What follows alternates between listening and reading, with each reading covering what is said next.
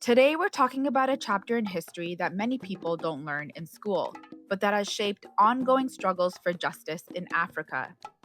This is the story of King Leopold II of Belgium, his rule in the Congo in the late 1800s, and the human rights crisis that continues in the Democratic Republic of the Congo today.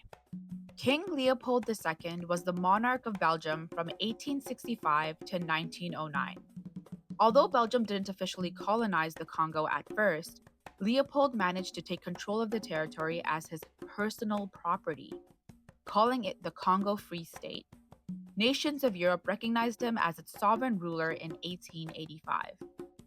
Under Leopold's control, a private army called the Force Publique forced the native Congolese people to gather rubber and ivory under brutal conditions. People were held hostage, and if quotas weren't met, punishment was severe. Family members were often killed or mutilated, including through amputation of hands. International observers at the time labeled these actions as crimes against humanity. Approximately 10 million Congolese people died due to starvation, disease, violence, and social collapse under Leopold's system, though exact figures are debated by historians.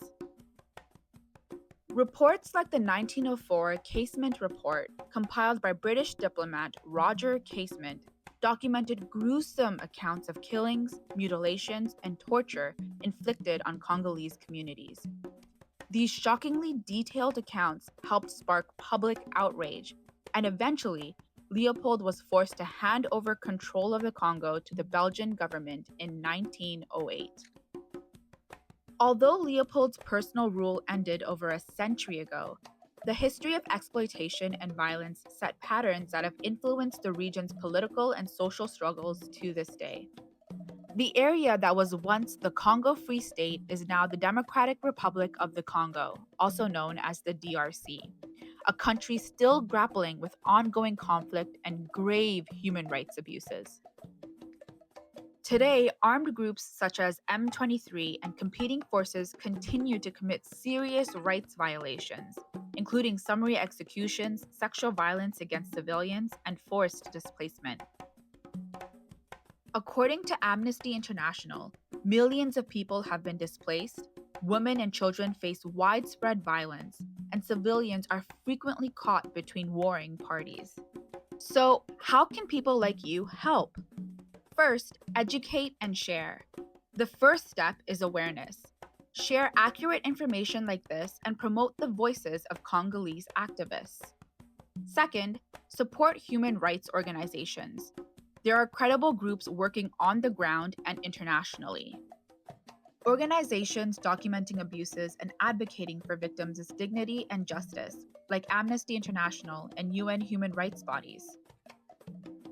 Congolese civil society groups such as the Network of Women for Rights and Peace, also known as the RFDP, which works with survivors of violence and supports women's communities.